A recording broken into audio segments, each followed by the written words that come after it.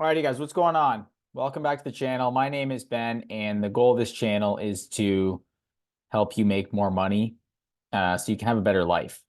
And the primary way in which I want it to do that is by helping you build real physical product brands that have enterprise value and that can cash flow you money.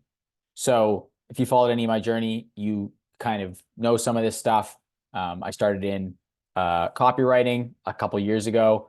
A little bit about that and kind of what qualifies me to talk about this is went from basically zero to 10K a month with freelance copywriting. I was studying email copy. I was writing for D2C brands.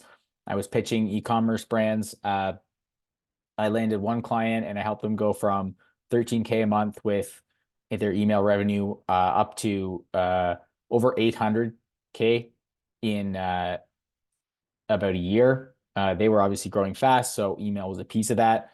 But I was running the email marketing for that brand, so know a thing or two about email. Driven over $3 million for my clients with email, and then into the I think now over $100,000 with my own brand, which I've scaled from zero to over $500,000 in kind of the last 7 months or so. So just for some context, those are relatively small numbers in this industry, but I just wanted to kind of qualify some of the stuff that I'm sharing, so that it's legit. That being said, I want to start sharing more of these lessons and frameworks as I grow so that you can take them and implement them.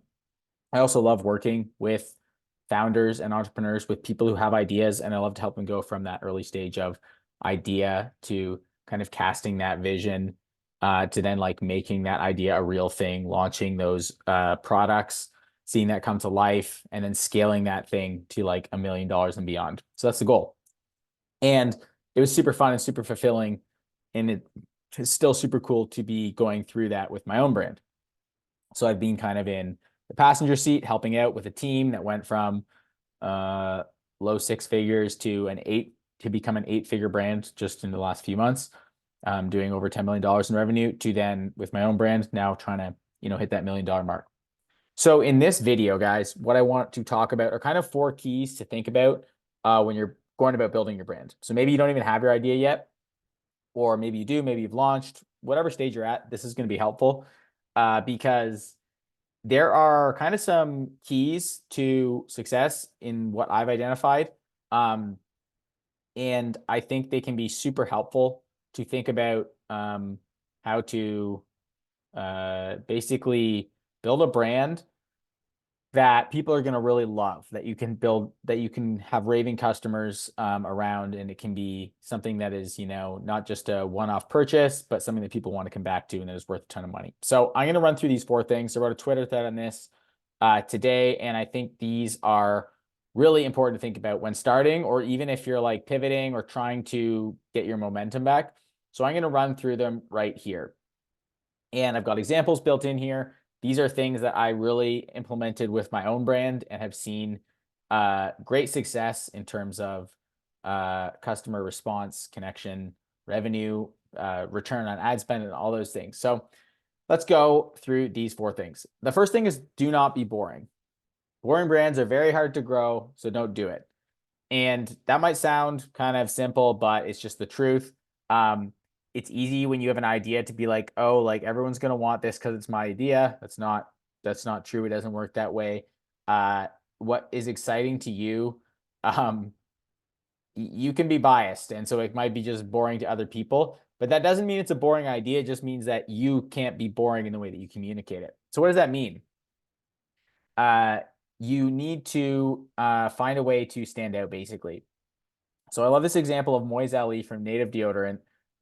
He now has the Limited Supply podcast. He's got great content in this stuff, but he talks about he started Native Deodorant, and then in a couple of years sold it for like $100 million, something like that. But he talks about walking through the Target store, the department store, and seeing all the boring products. Nothing stands out. It's the same in so many of these aisles, right? And he talks about the opportunity to disrupt these boring industries with interesting brands. And so it doesn't mean that you can't be in a kind of boring industry. It just means that you need to find a way to stand out like in that boring industry. So here's an example. There's this brand called Ballsy, which is basically like a men's like they have like body washes and shampoos and stuff. And that's like a super kind of boring industry.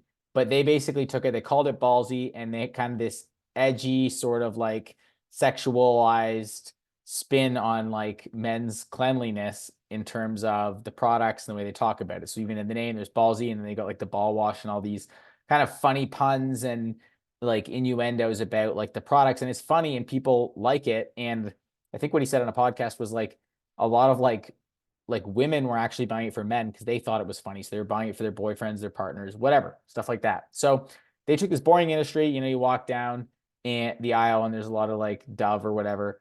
And then they started this D2C brand and they stood because they did that kind of cool, not boring approach. Another example, like the big one that everyone might think of is Old Spice and what they did with their commercials. They did this really well for a little bit. Now, like, I don't know what they're doing. They're kind of like, uh, they've got a bit of a cultish vibe now. So I don't use Old Spice anymore. I'm not a fan of them, but I think they did do a great job disrupting that. And maybe they were one of the first big brands to do that, to not be boring. So let's move on to the second one. The second one is solve a small problem in a loud way. And I was kind of thinking about this in terms of people often say, oh, well, like, what's the problem you're solving? And I think that can be overwhelming and people can try to solve problems that are too big.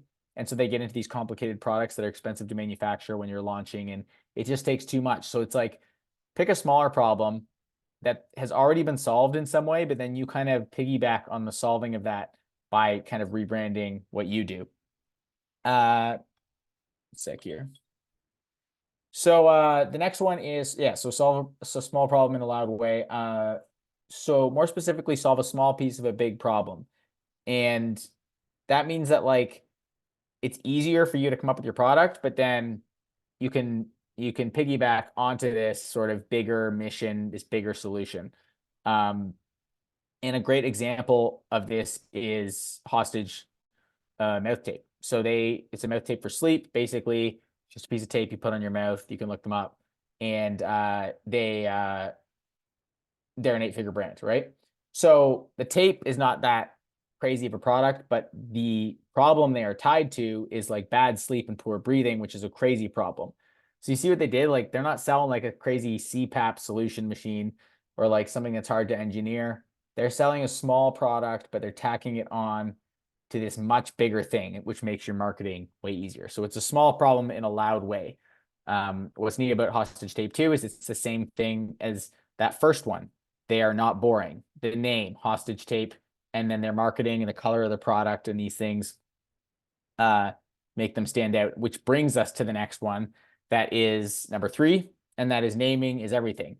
So when you have a brand, like some people have these like names that are just, they don't mean anything, like they don't elicit any emotion. And what you get to do with your name is have it be the headline of your brand. You know anything about copywriting? It's like, that attention grabbing. And so your name of your brand is that first chance to elicit an emotion, attract your fans, and then also like trigger your haters almost, right? And if we look at something like Hostage Tape, they did a great job of that. So what you want to do with that name is, yeah, create connection immediately with your ideal customer, and attract those fans, while also almost repelling those haters. Now, you don't need to repel people, but that divisiveness can also give you an edge. So number one, you want to attract curiosity and people to learn more, but then you could also like repel people a little bit. And another great example of this is the brand Lions Not Sheep. So you may have seen this, you may have heard of it. Super fast growing apparel brand by Sean Whalen. And it's literally called Lions Not Sheep. And like, you just know what that means. So people like, some people love that, some people hate it. It's like black and white. It's that logo, those words right away. You're like, oh fuck, like I don't want to be a sheep. Like I want to be a lion. And it's right in the name. It's not called like, I'm trying to think of like a more lame name, but it's not called like I don't know, something apparel, like just something lame. it's called like Lions Not Sheep, and then it is apparel, but the name is that strong thing that hits. So you want a name that hits. Which brings us to number 4, which is make people care.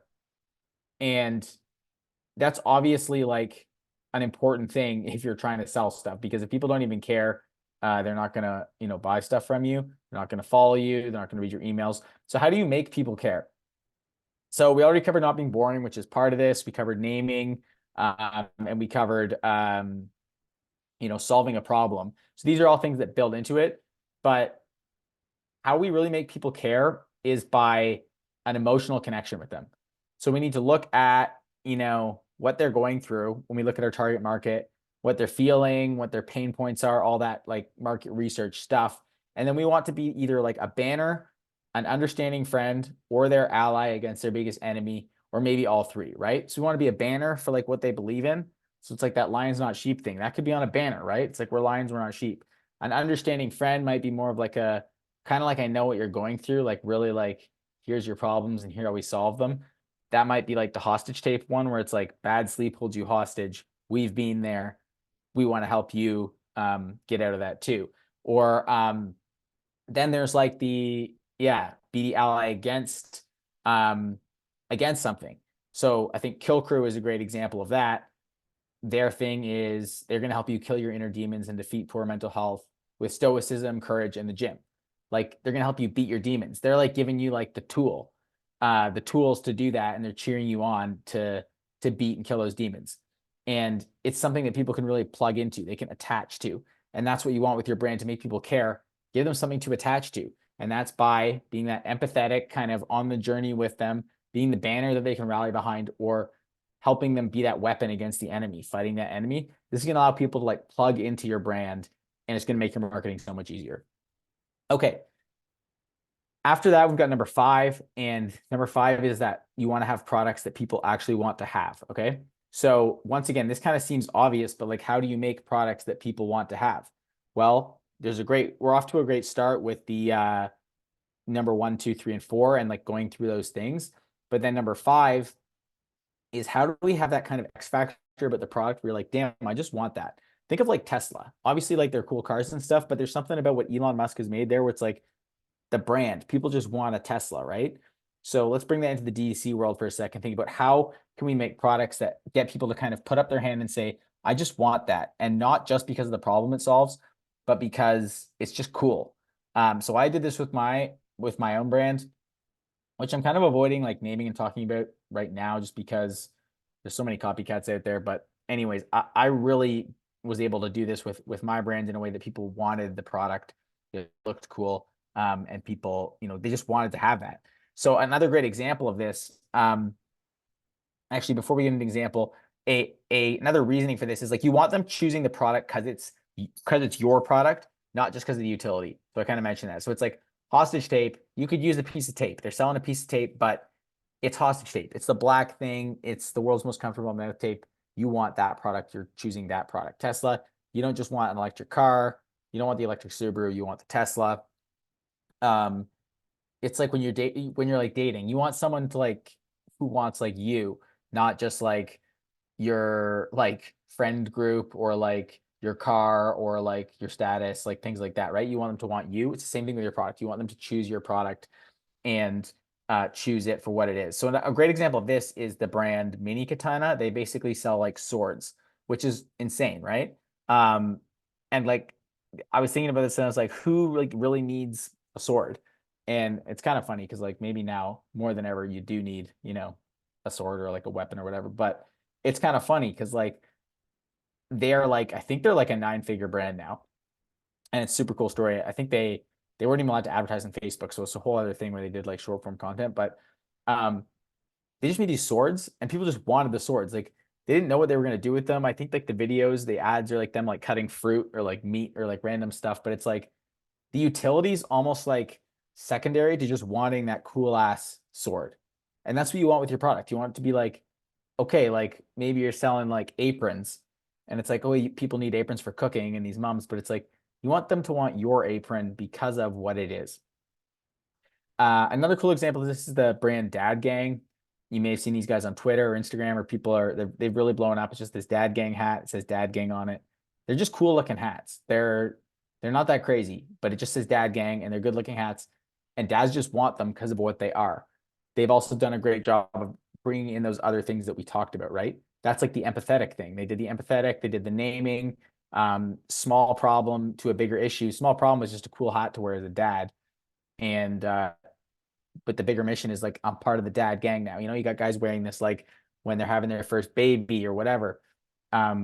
People just want to put up their hand and say, I want that. So guys, that's pretty much it. Those 5 things are like vitally important. They can sound simple, but if you can go through that, either with your current brand or with the idea that you have a better brand, this is going to help you make everything else easier. It's going to make your marketing easier. It's going to make your ads easier. It's going to make your copy easier. It's going to make your design easier. All this stuff's going to make it easier to get that idea going or get your brand back on track and then scale it to $1 million and beyond, which is what this is all about. So guys, hope that was helpful. I'm going to hit or link below the ways that you can work with me, from free stuff right up to paid stuff and scaling and stuff like that. So check that out below. Please give a thumbs up if you want more videos like this, or drop a comment if this is helpful. I'm going to keep doing videos like this, more tactical stuff. And yeah, that's basically it for me. So hope you enjoyed it. Peace.